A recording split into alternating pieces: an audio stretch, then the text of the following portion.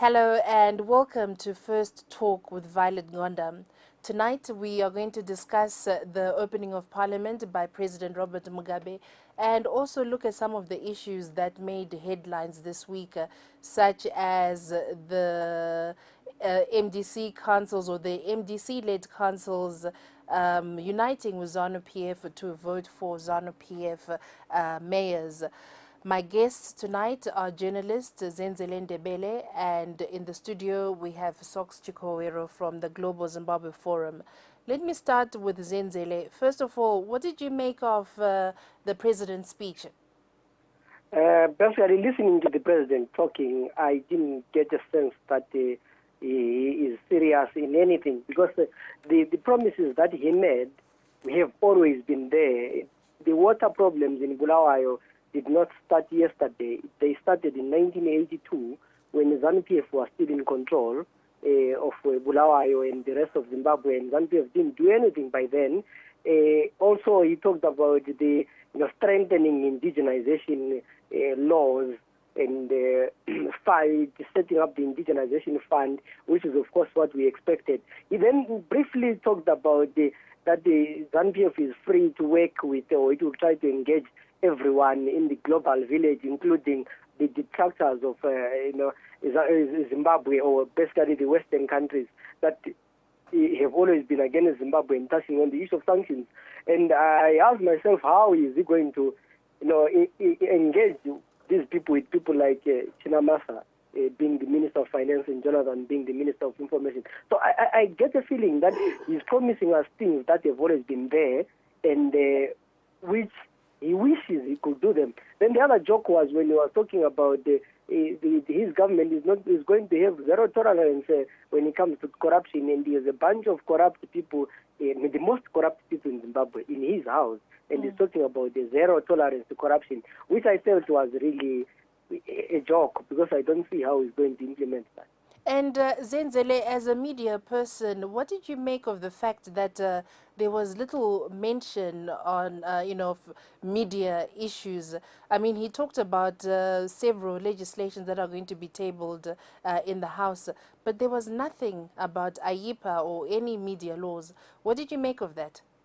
Basically, it clearly shows that the ZANU PF government has no intention to reform the media laws in Zimbabwe, align them to the new constitution, or even making the conditions better. He even mentioned civil servants, but the journalists' conditions are almost next to the civil servants, and he said nothing about that. He doesn't talk about maybe bringing in more players in the media, and it shows basically that, those who are expecting ZANU PF to do are expecting too much, because these are the guys who have been in power for the last, I don't know how many years. And Sox, the president made quite a lot of promises. He promised to repay essential services. He also promised, as Zenzele said, that there will be zero tolerance on corruption. There must be declaration of personal assets and many, many other promises. What do you make of that?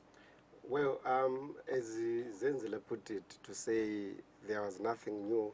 Even before he went to the podium, everybody in Zimbabwe knew what he was going to say. And I think if Mugabe had a choice, if it was by choice whether to open parliament or not, he was not going to open the parliament. He was not going to go there, simply because he had nothing new to tell the nation. The issue on zero tolerance on corruption, he said that before. I don't know how many times he said that before, but what do we see if any of his ministers, just before he went they went to Gweru earlier on their conferences, Mugabe in that conference said he's not going to tolerate any corrupt minister. Let those ministers be prepared to be fired by him. But what happened before, just before elections, we saw some of his ministers being implicated in those corruption, like Xavier Kaskwere. Where is he now? He retained him as a minister. So what we look at, yes, he's opening the parliament, but let's also look at his government. He retained all the old wood in that cabinet, and he just shifted them from their positions. Basically, what Mugabe is saying is, I'm not going to change from my way, because one thing with ZANU PF is very reasoned on what it does, good or wrong. Whether they are doing wrong, they will stand by that wrong until to the end. And this is the position they have taken, to say we are going on, we are not going to renegade, to move back or maybe listen to any other people. So his speech today is an everyday bread for... But there's some people who are saying, some observers who are saying, perhaps this is ZANU PF's chance to change things, and we could be seeing ZANU PF trying to rebrand itself, and that perhaps this is no longer just a rhetoric, but they are actually going to, make do or really change things in Zimbabwe. Well, I can also tell you this for free, to say in 2002, in fact, let's start with 2000, when ZANU PF lost about 57 seats to the MDC, the very same commentators and observers said this 57 seats which have been taken away from them, it's going to make ZANU PF rethink, do things differently, and rebrand themselves. And a lot of people were looking for that rebranding, which never came. Came 2002, the same happened. 2005, they had relaxed, and 2008, even when they were defeated, a lot of people said ZANU PF, of course, to some extent, ZANU PF went back and into a re-strategizing mood, and they started to build the party again, but not reforming. There is a difference between reforming and restructuring. They restructured the party to make sure the people come out again, but in terms of reforming or restrategizing or maybe rebranding ZANU PF, you cannot rebrand the organization with the majority being all the same old guards. If they want to rebrand, they should make sure that they bring also half of the new blood into that government, and also half or even more from the new blood, say 75% or 60% from the new blood, and you keep 40% for the old guards. But what did Mugabe do? Over 60% of his cabinet are the old guards, the dead wood, and you could see through his reshuffling, changing these positions, that he don't want to lose them. I would say, if I am to rate Mugabe, out of all his cabinet, I would give him 1 out of everybody, because the only person he thought thoroughly and clearly before he appointed to that position was Nema.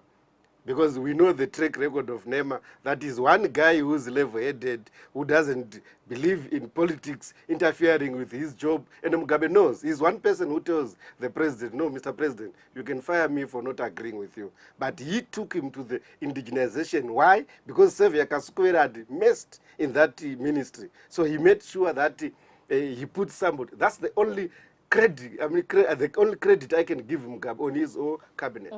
Zenzele, did you find that his tone this time around when it comes to Western countries was a bit more friendlier than, in previous speeches where he has attacked Western countries? And in fact, this time around he said he's prepared to work with Zimbabwe's detractors. What did you make of that? I think he sounded more relaxed, more reconciliatory, because I think at this time around he now needs to act like the president of a country that needs help from other countries. And we know that he's going to take over soon as the SADC chair. So there is no way Zimbabwe is going to develop and make the economy, prosper without the help of the World Bank. Currently, Zimbabwe is sitting on a $10 billion debt. And all these questions are asked, how is Zimbabwe going to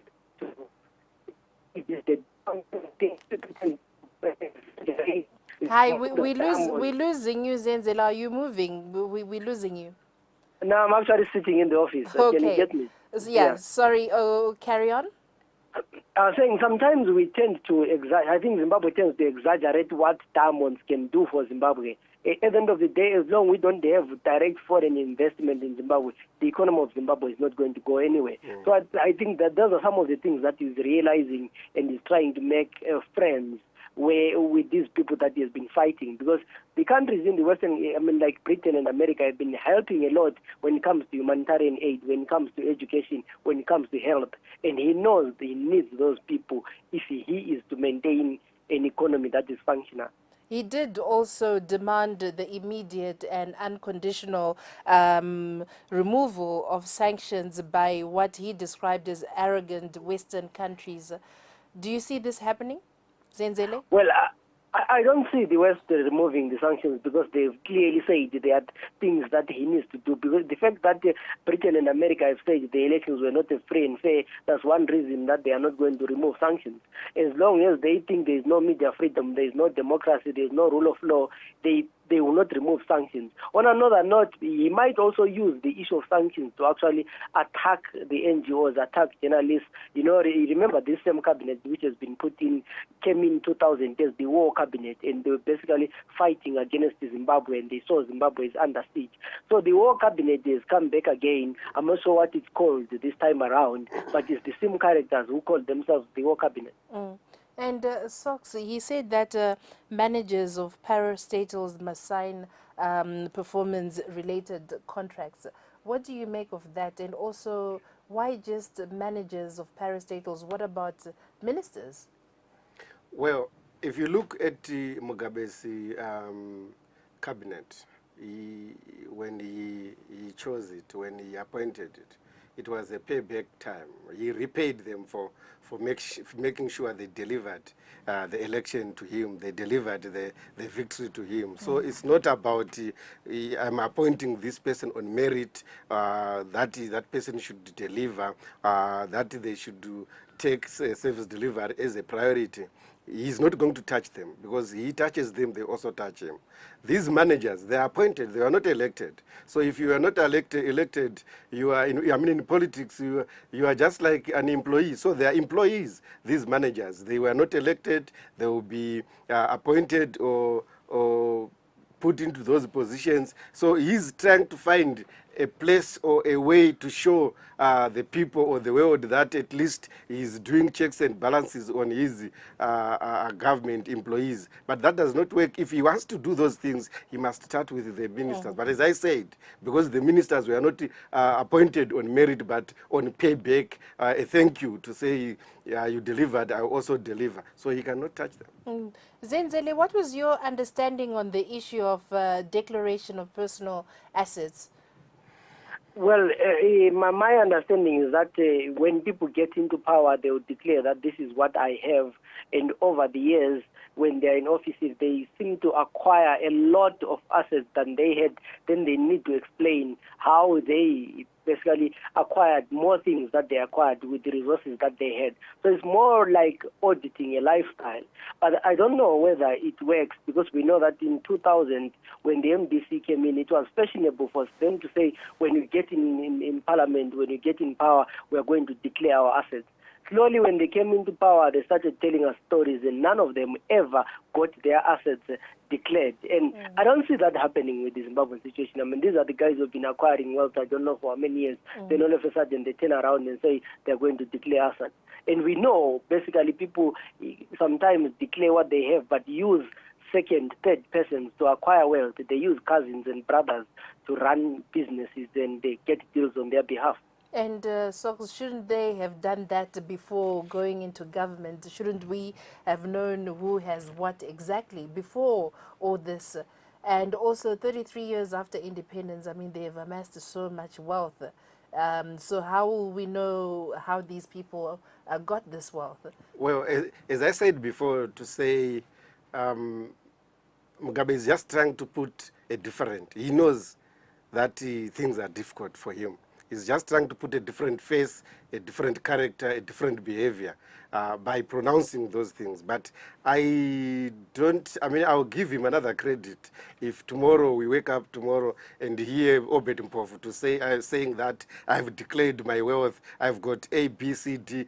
Ignatius Chombo, for example, that is going to declare all the wealth he has, all the houses we know he has. I mean, he's also actually he's putting his ministers and his people in a tight corner, because most of the Zimbabweans know how much they are worth. So we'll be watching what they are going to declare if it is indeed what they have. But at the same time, as I said, that if Mugabe had a choice, he was not going to open that parliament. So, Zenzele, if Zimbabweans can see through, ZANU PF or just the politicians' rhetoric, why is it nothing is being done about this? Why do they just accept this? I mean, sometimes I think for ordinary Zimbabweans, they see this as a just daily routine that people come to them, tell them what they want to hear, and they live things like that. Because you find that the same things are said over and over again, and basically nothing changes. And there are times when you feel Zimbabweans are fed up with what is going on. They just want to make a living and get bread on the table and forget about the rest. And we saw that there were some people missing in the at Parliament today. That's the MDC-T. They boycotted the opening of Parliament. What did you make of that, Zenzele? Oh, well, the first thing is that they created space because Parliament is small. So they really helped in making sure that everyone who attended fits in the Parliament. I'm sure if they were there, 50 more people would have made the place so cramped. In terms of the significance, it has no significance, basically, because I think MDC does not learn that the politics of boycott does not work. I dare the MDC to boycott taking the cars, because this is then that we know that they mean business. If they are very serious about Zimbabwe, they should say, we are not taking any cars from Parliament. We will use what we have and we use the bus to go to Harare. Then it will mean that these guys mean serious business. I mean, ZANU PF has 2/3 majority. They can move business, whatever they want, without the MDCs. So I don't know what statement they were trying to make, because they are going to go back and endorse what the MDC say. I mean, ZANU PF is saying, get cars, benefit from the system. So the boycott was just a joke, to say the least. They have not learned. They failed to boycott when they had the control in Parliament. Zenzele, some people were saying that maybe it would have been more effective if they had attended Parliament and then walked out during Mugabe's speech. Do you think that would have been more effective? Well, the way it was claimed, I'm not sure whether they were going to allow, they're going to have be able to maneuver themselves out. But walking out again, it was going to help for those in the Parliament, because the ZDC cameras are controlled by the ZDC guys. They could have just ignored them.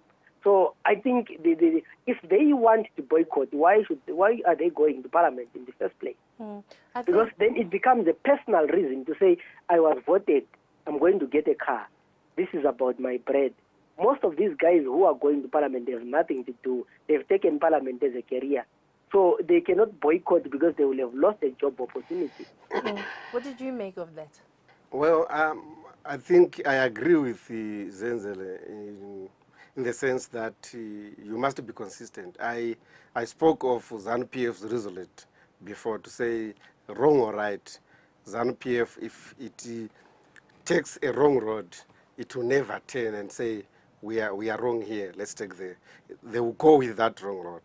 So if MDC wanted to boycott the Parliament as they've done today, or also boycott government if they've done, because they put out statements to say, don't even dare appoint us in the government, because we won't accept those positions. MDC was also supposed to boycott going to Parliament in the first place, to say, we are not going to be part of the Parliament. If you are going to take away your cars or your allowances, so be it. We are a united front. We are not individualistic. So this issue of saying you accept that we are going to be part of Parliament, we are not going to be part of government, we are going to boycott Parliament, and we will be attending Parliament. To me, it shows that the problem to MDC is not ZANU PF as a system. Because I understand the problem is not Robert Mugabe per se as a person, but it's the system. If I check the statements of the MDC president, Morgan Tsvangirai, on his last rally, he mentioned that ZANU PF people have got no heart.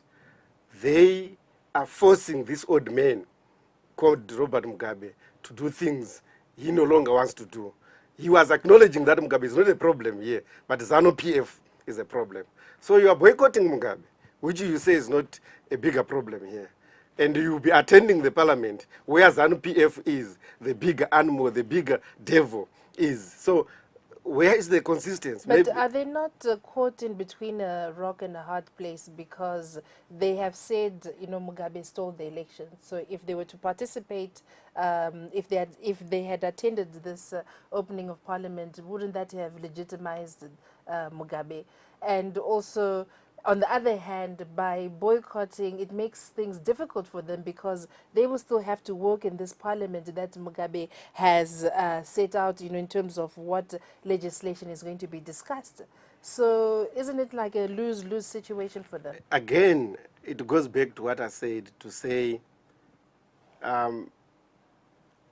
if you believe that Mugabe as a person is the one who stole the elections, then I don't agree with them, because I don't believe it's Mugabe per se. I believe it's ZANU PF. With people we know from the army, from the military, from the CIO, from the likes of some of these ministers. And there was even rumor that when Mugabe proclaimed the election date, even if you look at the proclamation letter, there were mistakes on that letter, which had to be handwritten, hand-corrected, which meant that Mugabe was not even aware of that paper. It came from somewhere. So who is the devil here? Because if it is Mugabe and ZANU PF, let's treat Mugabe and ZANU PF the same. If it is Mugabe, the dangerous devil, then I would understand that. So here what I'm saying is we are dealing with Mugabe and ZANU PF. And to me, ZANU PF is the greatest devil than an individual called Mugabe. Because I would want to agree with the president of the MDC that it is ZANU PF which is forcing Mugabe to do whatever it is doing. So if we know that, why don't we then focus on ZANU PF? Or, I mean, the parliament has got 2/3 majority of ZANU PF people. Whether MDC is there or it's not there does not make any difference, according to me. Doesn't make any difference. I think it was the chance for the MDC to say, what we have been saying all along, we have been saying this. The election has been stolen, and we are not going to have anything to do with this election or with these results. We are boycotting parliament, not opening of parliament, but boycotting parliament, boycotting government, and concentrate on the structure, rebuilding the party, revitalizing the party, re-oiling the party as a team. Because, in Zimbabwe we've got one problem. The problem is we all want to be leaders. And it did not start with the current crop. Back from even before the liberation was won, we all wanted to be leaders. We always plot to overthrow each other by hook or crook. And this game is still playing even today. Because I'll tell you to say, they might not like it, but that's the truth, that the losers and the winners have got bad blood in MDC. That the winners would say, no, I cannot join the losers by boycotting the parliament. In any case, I want a car, I want an allowance for 5 years. But at the same time, we don't know whether the losers are honest about encouraging the winners to say, boycott the parliament, come so that we work together. We don't know that. I think this is why there is this marathon of leadership meetings in the MDC today, because I think in a day we have more than 2 leadership meetings. Maybe they're trying to iron out, but the nation, the masses, are in the dark about those issues. We as politicians, we choose what to tell the people and what not to tell the people. Sometimes it becomes dangerous. It's good to be open from the word go and be honest about people, so that people follow you or follow what you are doing consistent, so that you don't face some questionings to say, but yesterday you said this, today you are saying this. Zenzele, what do you make of this, especially this issue of leadership crisis in the MDC? Because everyone is talking about it, especially with what's happened with, the mayoral elections in Redcliffe, Kwekwe, Victoria Falls, and Mutare. What do you think is happening? If you are running a business and for 14 years you make a loss, it's either you sell the business or you change the strategy. And for 14 years, we've had Morgan losing elections one after the other. Not only losing elections, but making blunders, starting with the split in 2005 and everything that he has done, going into the GNU, saying that I think Makarawa is okay, there's no one without history, then coming back and saying the same people that you endorsed have rigged the elections. Then you think that people will be kind at you, I think is expecting too much. It's clear that people are fed up with Morgan. They think that he has no direction and he has failed to give the leadership that is expected of him. Yes, he might be popular, but I'm not sure that is a leader. And that then shows the way MDC is divided. There's so many factions that are within MDC and the way the people are, it really shows that there's no leader, because if people can contradict what the party has said and go and vote for the opposition, it means that they have no faith in their own people. They have no faith in their own leader. And maybe it's time Morgan Tsvangirai sat down with these people and said, comrades, do I have a future in this party?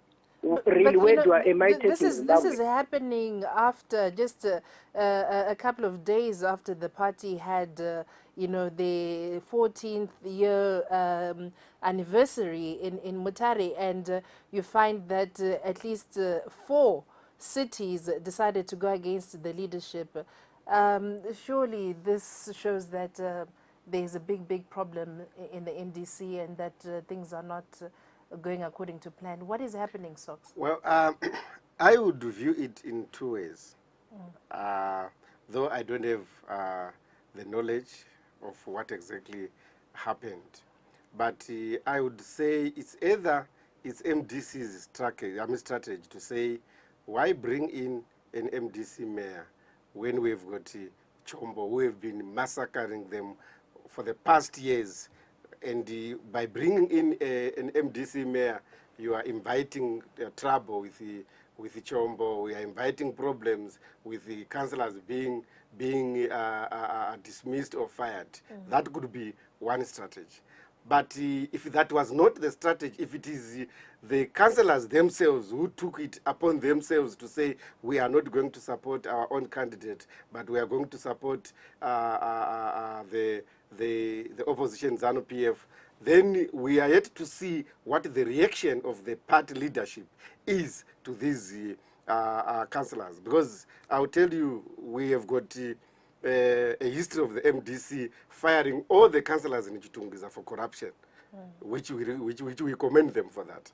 And we have got a history of MDC firing some councillors in Harare for corruption. And if it was ZANU PF's councillors who had voted MDC and they are known by ZANU PF, I tell you, before the end of yesterday, they would be fired. And we are yet to see what MDC is going to do to those councillors. But on the other hand, some can say maybe this is democracy at work, that they're voting for the person they think is the right person for that job. And maybe this is the difference between the MDC and ZANU PF. Well, if we want it, then we should credit the MDC for being so democratic that they can vote for ZANU PF and nothing happens to them. Again, this must come out from the leadership. No, I'm saying the people that they voted, the mayors, the ZANU PF mayors, some people are saying maybe the MDC councillors felt that those ZANU PF mayors, and in Mutare I think it's the deputy mayor, were the right people for the job. And that they felt that they couldn't vote for the MDC candidates because they were not the right people. And so some people are saying this shows that this is democracy at work. Of course, if that is the case, we need to look at the candidates. For sure, if MDC candidates did not meet the requirements for the mayorship, I mean, why would you vote them in office? I mean, it was the duty of the MDC to make sure that they produce somebody who meets the requirements. But if the losing MDC candidates were meeting those requirements, then a question should be asked. But for sure, if they did not have candidates who meet the requirements of the mayorship, I don't blame the MDC councillors for voting otherwise. And the leadership shouldn't be shocked, as I'm reading in the press or in the media, that they are shocked about that people have voted otherwise. But I would doubt that theorem in Mutare, because I know Mutare has got more than qualified candidates to become a mayor from the MDC side of it. I don't know about other... Deputy mayor in Mutare. And I think in Mutare they say there are 19 councillors and 13 of those are from the MDC. Are from the MDC, yeah. So ZANU PF had only 6 mayors, yeah, 6 councillors. So there. does it mean that out of the 13, they could not find a deputy mayor? I don't know, Zenzele, can you come in here? I think if these guys are saying they did not have the candidates, then there's a problem in the way they choose their candidates. Because when they choose candidates, first of all, they have to choose people with leadership qualities. People who, when elected, can be a mayor. But I think it was a matter of, I don't know how the MDC does these things. It's just like the issue of Bulawayo and Harare. They spent most of their time choosing people who were outside the council structures, waiting for Chombo to embarrass them, to tell them that members of mayors and deputy mayors will be the ones who have been elected by the people. Once that has been done, we will then discover that they had also not prepared and they had not taken stock of the people who are in chambers. Who are these people? Some of them, I mean, probably they can't even write their names. And then you expect this to be, mayor. So I think it's shocking, some of these things that are happening in the MDC. What about the issue of corruption? I've heard some people talking about that it could be some corrupt officials from the MDC-T who either bought, and they use examples of, like in Victoria Falls, it's alleged that the person who was elected mayor is related to Orbit Mpofu.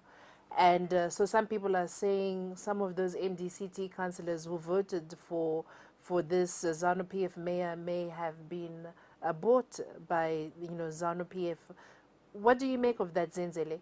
Well, they might be true, because we also hear that in Bulawayo, the person who won as the deputy mayor bought some councillor suits. The story was all over the press that he bought them suits so that they vote for him, and also that he was asking favors, or he hired his car to or gave his car to the MDC guys when they're still campaigning before the 31st of March. So there seems to be a lot of corruption within the MDC itself, within the structures, on how people are sent to power. And once corruption starts at that level, it's very difficult to really then criticize ZANU PF or do better. And once corruption starts at that level, right at the beginning, in terms of electing your leaders, I mean, what are we going to expect from such councils, from such municipalities in the country? My understanding is MDC as a war, as a package, they are in a very difficult situation now. They don't even know where left, right is. Safe to say maybe front and back. Those are the only positions they know. So everyone who is in this, the winning MPs and the winning councillors, they are looking for this period of 5 years to say, in these 5 years, what must I achieve?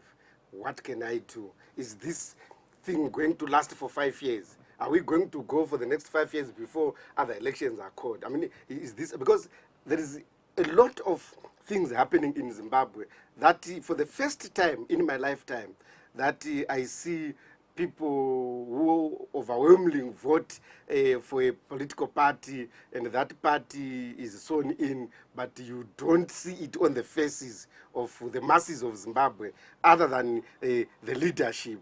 And you can see that even the leadership, they are at pains to express their happiness that they vote. So that cast a doubt, a dark cloud on the people, on the masses, including these councillors. So I think they don't care whether they are going to do corruption with the ZANU PF, because they don't know whether MDC is going to wake up from this a blow, or it's going to sleep forever They don't know whether they should be... What do they need to do in terms of the MDC leadership to wake up?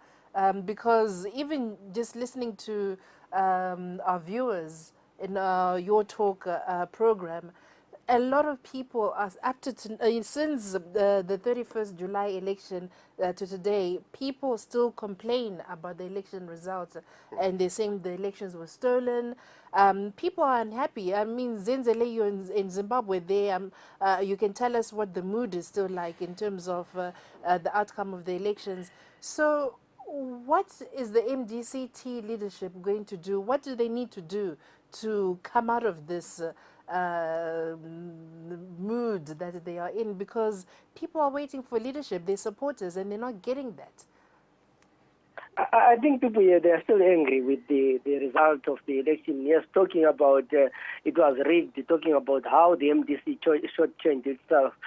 I think for me, the MDC-T needs to remove the T in the MDC-T and move on. Because I think, I mean, honestly, what do you mean? I don't know. What do you mean by remove the T? You mean to remove Tsagirai? Morgan, yes. But he's the party. He still has grassroots support. The problem is personalizing parties. The day they decided to call their party MDC-T, it became a property of Morgan Tsagirai. And for now, he thinks that without him, there is no MDC. And I always ask myself, for how long is he going? Because one thing that we should know is that people should learn democracy. According to the MDC constitution, the president serves 2 terms and he leaves. He served 2 terms, and the last Congress, he said, no, we don't count the term when there was a split. And he's now in his 3rd term. Now he wants a 4th term. His 2 terms, when they're up, he should go. But you find that there's always this thing of trying to avoid the Constitution and not following what the Constitution says. He has been in power for 14 years. But he hasn't been in government. I think probably their thinking is that no. They will start counting when he's the president of Zimbabwe. The Constitution does not say 2 years in government. It says the president shall serve 2 terms of 5 years each. Whether you are in government or not is something else. We are talking about Mugabe, who doesn't want to leave office. And Morgan is now doing half his terms. He's 33 years, now 14. And if we don't lead by example, people should never think that when Morgan Tsagirai goes, the MDC will not survive. So is that the solution? Because he is not the people. Is that the solution, that Morgan Tsagirai has to go? No, I think on that one, I'll choose to differ with Zenzele, though we agreed on all we discussed on. But on this one, I'll choose to differ on one. I'm a founding member of the MDC in 1999, and I was part of the first 1999 Council of Organizations, those which came together to say, are we going to form a party or not? And the people were afraid of positions until 2 brave people, namely Gibson Swanda and Morgan Tsagirai, say, if you give us the mandate, we are going to lead this thing. And I still believe when we were deliberating on this constitution, it was that we agreed to take it as a liberation movement, not with war, not with guns or what, but a liberation movement which had these people coming from all these groupings to come together to say, in a struggle, what do we do? So the constitution, yes, it says a president is going to serve for 2 5-year terms. And my understanding is in government.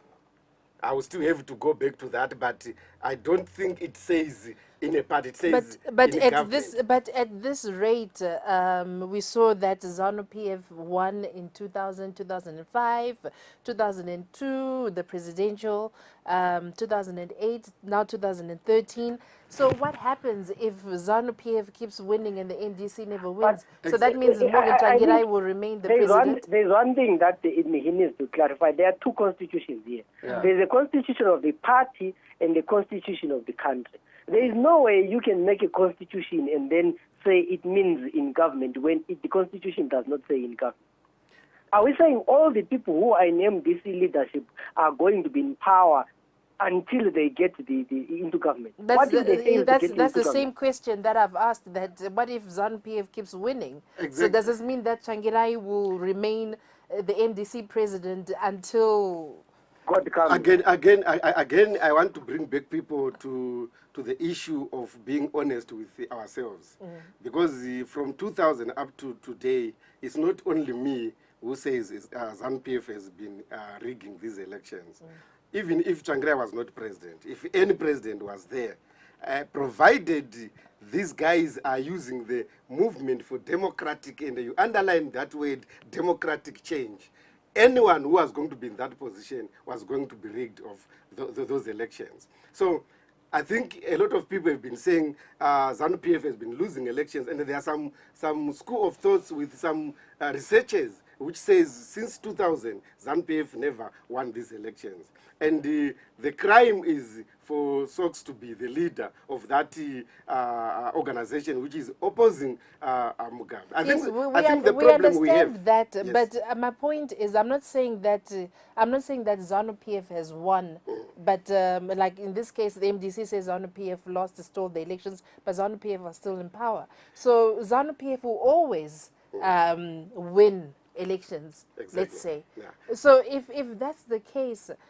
are we saying that Tsvangirai will always be MDC president until by some miracle No. he finds a way of defeating ZANU PF? No. I'm not saying that, but we should not indicate right and then we turn left when we are dealing with the ZANU PF, and always indicate right and turn right when we are dealing with the MDC. When we are talking about ZANU PF, we are talking ZANU PF. We are not saying Mugabe. Mugabe comes here and there, but it's ZANU PF. But we want to make MDC as if Tsvangirai is MDC. Tsvangirai is not MDC. There is a leadership in the MDC which Tsvangirai is part of. So when we talk of leadership, let's talk of leadership, because Tsvangirai has got his lieutenants there. I think there's one thing that we have to take note. Morgan is ultimately responsible for what happens in his party as much as Mugabe is. So if you are driving and you're a driver and the train crashes, the first question that we ask the train driver, were you speeding? In this case, we are saying the driver is not leading the truck to Canaan. He is taking it back to Egypt. It's time we change the driver and we see whether the person comes in will drive faster or will take it to the right direction. Because he has shown that he is not capable of making decisions that are sound, that are taking us. He has failed after losing. It's blunder after blunder. It's clear there's no leadership in the MDC currently, and they don't know where they are going. And we are saying we need to restore that direction, the vision. Currently, it's not there. When you talk like that, Zenzile, then I agree with you. Because what I'm running away from is where we put blame on one person. And if we talk of leadership, we are talking of the leadership of the MDC-T to say Tsvangirai is the captain of that ship. He had his own lieutenants in that ship. And I think whether it was deliberately or it was a strategy, I don't believe these people were telling each other the truth about what was happening. I think they had also developed also the culture of no, this one we can tell the people, this one is within the house. I mean, look at all these technocrats who were put around the whole program, and we thought, wow, even the outside world said, no, MDC has got the best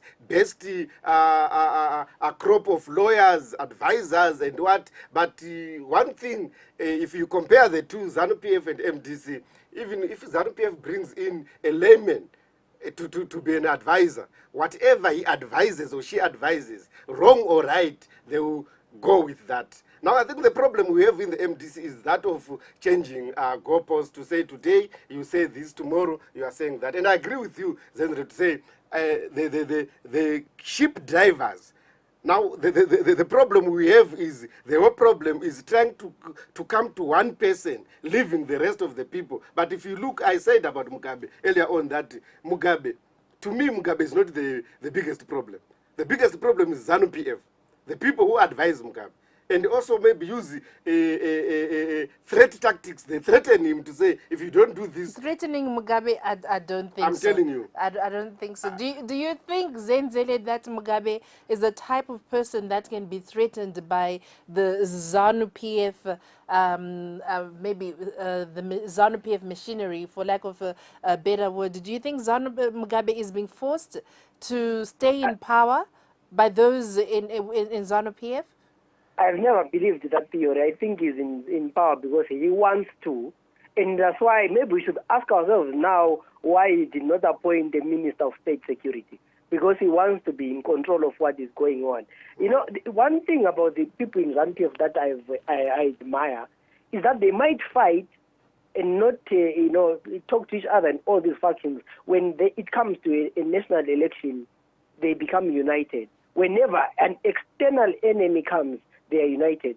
This is one thing that the MDC cannot do. They have many factions, and those factions doesn't need anyone to see that they are factions and these people. They cannot pull, in the same direction. They are fighting whenever it's not even necessary. It's clear also that they don't allow democrats. I mean, recently, Bennett started the issue of that the MDC should go, Morgan should go. It was a debate. But now they are threatening of calling him for a disciplinary hearing. Then what democracy is that? The same thing that happened to my Vaire when But Zenzele, even in ZANU PF, they don't allow people to say Mugabe must go. So both parties are guilty of the same thing. That shows the lack of democracy. But I don't think Mugabe feels threatened by anyone. You know, you said something that reminded me of what one of our analysts said a few weeks ago, that maybe one of the reasons why the MDC failed dismally in this last election was they fell into the same trap that ZANU PF fell into in the 2008 election, whereby they imposed candidates during the primary elections in 2008. This is ZANU PF, and that the MDC-T did the same thing during the primary elections this time around, where they imposed a lot of people, especially in places like Manicaland, where there was a lot of disgruntlement, within the MDC structures. Do you think this could have been one of the reasons that ZANU PF learned just on this particular issue, that they should not impose candidates and let people fight it out in the primary elections, and then the MDC didn't do that this time around? Well, I think ZANU PF again showed MDC that they have got vast experience in this thing called politics, and they've got the machinery, and they can manipulate where necessary, because I'll tell you why. The day MDC and ZANU went into the government of national unity is the day MDC began to be infiltrated by ZANU PF through structures.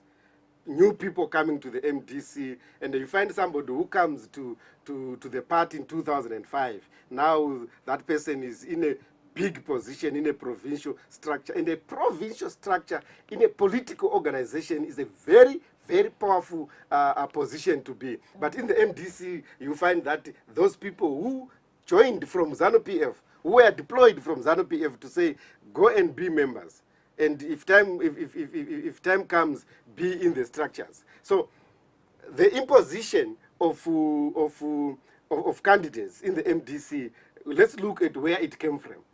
And MDC did not see it coming. I agreed on whatever advisors came with to say, I think we should do this. And the issue of imposition of candidates, what MDC concentrated on Gweru in Midlands, because that's where it had a lot of casualties in 2008, where there were double candidates. So they concentrated there that there were no double candidates, but it did not go out completely. There were still some double candidates. But what happened in Chitungwiza, where we found almost half of the council, it had double candidates of the same party. And you ask yourself, as a party, what type of discipline are they instilling in these provinces? But at the same time, if you try and discipline people at that juncture, the issue of democracy, which Zenzele is talking about, comes into play again to say, whoever is going to be said, okay, you can step down, we are going with this one. That one, it's not democracy on his part. So the issue of imposition of candidates in the MDC this time, it was there. And I think it was... We saw like yeah, even examples of Tracy Mutiniri in Mashonaland East, and I know that the MDC provincial is it administration in Mashonaland East had actually sent a document, a dossier to Trangirai to say we are not happy with this. But again, the leadership did not listen to that. This is according to the MDC in Mashonaland East. Exactly, and it's not only that. Also, the provincial structure of Manicaland. Remember when Trangirai went to address a rally, is it in Headlands or whatever there? They did not attend. The whole province it didn't attend, and they were clear that we are not attending in protest. We are protesting on the imposition of what? Of candidates. So I think the problem the MDC had is they thought this thing was God's given to them. They were going to win these elections. And they concentrated on other things, leaving the things that matter. The things that matter is the masses. The things that matter is not the leadership. It's not the individuals. I think the MDC is high time now. You asked a question earlier that what can the MDC leadership do to wake up from this sleep which they have now. The honorable thing to do, it's 5 years to go. Let's not fool ourselves that something is going to happen in between and we are going to find the MDC in power. They have to work and wait for 2018 because SADC, AU and ZANU PF have already played their cards and they have already locked their doors. So, but is Trangirai at, sorry Zenzele, I'll come to you just now, but you've just raised an important issue about SADC and the AU, and Trangirai at the weekend rally in Mutare, he said that he's going to go to SADC and the AU and you know, talk to them about what happened at the elections. And I'm thinking, but SADC and the AU have already endorsed the elections, so what is the point? now I think what happens there is there are processes in the mediation processes of SADC. He knows that there's nothing which is going to materialize, but I think to fulfill the processes, he has to do that. But what I'm saying, what the MDC needs to do now as a leadership is to come out and say to the people, to their masses, to their followers, we made mistakes. If at all they believe they made mistakes. And where we made mistakes is A, B, C, D. And they apologize if they need to. If they are not like ZANU PF, which doesn't want to apologize to its own people. And apologize to the people and say, we need now to listen to the people. Because this is about the masses on the ground.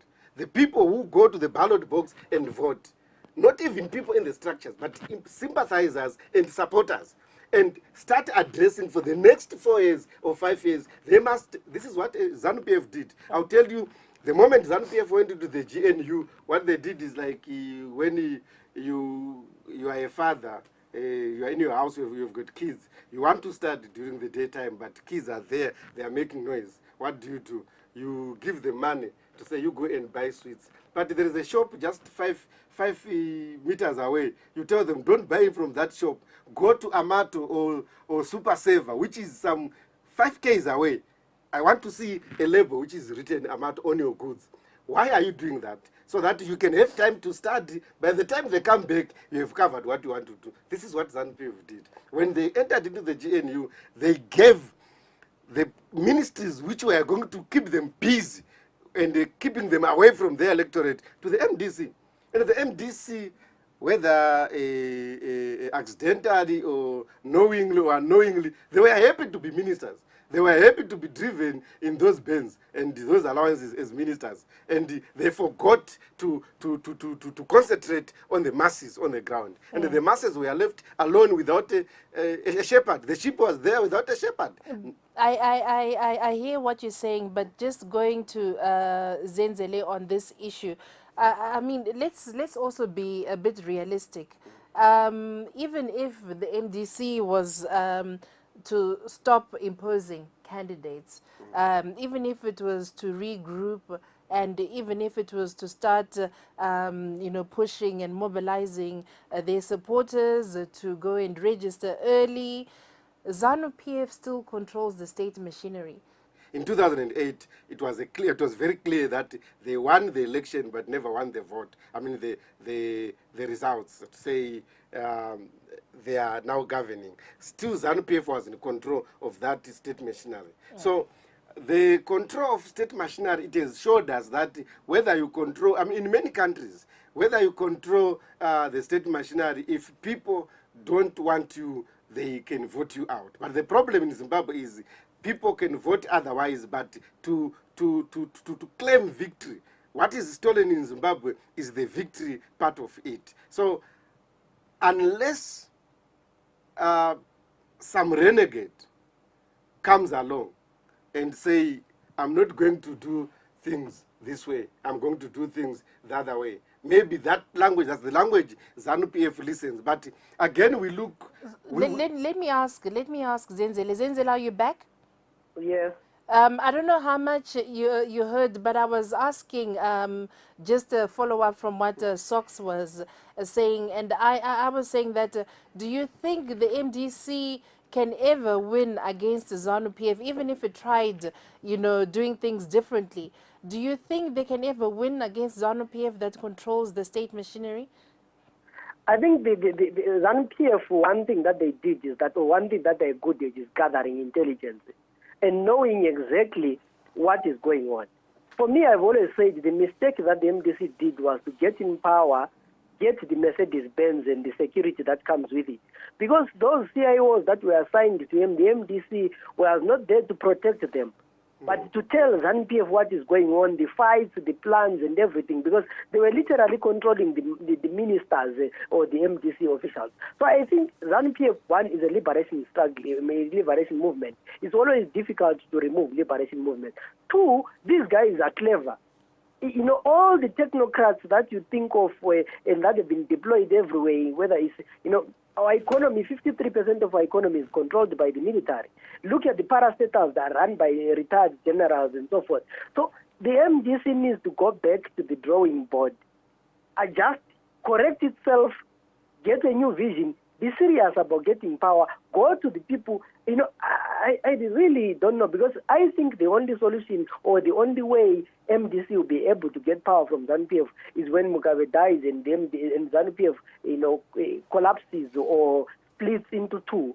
Then ZANU PF MDC will contest against the two factions of the MDC, or whatever faction from ZANU PF that would decide to unite with the MDC. That is the faction that is going to win the election. I don't know if I heard Sox correctly, but I think you said that perhaps ZANU MDC also needs someone who's as ruthless as someone like Mugabe or those in ZANU PF.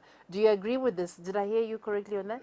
Yeah. So do you agree with that, Zenzele, that the MDC probably need leaders who are just as aggressive as ZANU PF leaders? I would say aggressive, yes. Ruthless, no. But I think they need someone who's really aggressive, someone who really, one thing that we really realize is that Morgan maybe has not been as powerful as he should be. He has not been cracking the whip. There are lots of areas where people think, but he should have done that, but he should not have allowed that to happen. And unity is one of them. You cannot run a party where there's no purpose of unity or a unit of purpose. So I think they need someone who's sane. They need someone who can really hold that structure together and make sure all his troops rally and have a common goal, and someone who doesn't take nonsense when it comes to the internal party structures. Anyone can come and tell you anything. And I mean, we knew during the WikiLeaks times, we heard this guy saying the last person who talks to Morgan is the person that Morgan believes. Do you think Tsvangirai should take the evidence that he says he has on how ZANU PF stole the elections? He says that he wants to take that evidence to SADC and the AU. Do you think he should, or this is just wasting time now? It's too late now. SADC has endorsed the election. He should keep the evidence and tell the next person who's going to be the leader of the MDC what to be careful of. Okay, and the final word, Sox. I think, as I said earlier, that this is not the time of to play blame games. This is the time for the leadership of the MDC as a whole to come together and be honest with the people, to say, well, yes, there were problems. Yes, Tsvangirai and the MDC party have got evidence of how the elections were rigged, but those were not solely the problem that MDC lost the elections. The MDC in itself had its own problems, had its own shortcomings, which they must come out now and address to their followers, to say, and they must listen to their followers. As I tell you, that as Zenzo was also saying, to say people are still angry.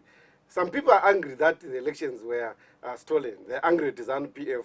This is why there is not this mood of, yes, we won elections. But some people are also angry at the leadership of the party, to say, and we saw it within themselves when they went into a leadership meeting where they were accusing each other. Some accusing Nelson Chamisa, the organizing secretary, and some accusing Tendai Biti, the secretary general. I mean, that shows that if they don't agree, if they're accusing each other at that level, what about on the grassroots? So let them just come out of their comfort zone. Of course, they enjoyed that comfort for the past 4 years or 5 years. Maybe it costed the party, maybe not. I mean, I'm not sure about that, but they must stick to the truth. I mean, it does not pay to hide behind Mugabe always. It does not pay to hide behind ZANU PF always. Look among yourselves. Look in your house. Are you perfect in your house? Is everything going as according in the house? What are the people saying? What are the issues? Address those issues. Even if the people, I also agree with Zenzle. If the people, if they listen to the people, and the people say, Tsvangirai, you should step aside for someone else, he must do the honorable thing.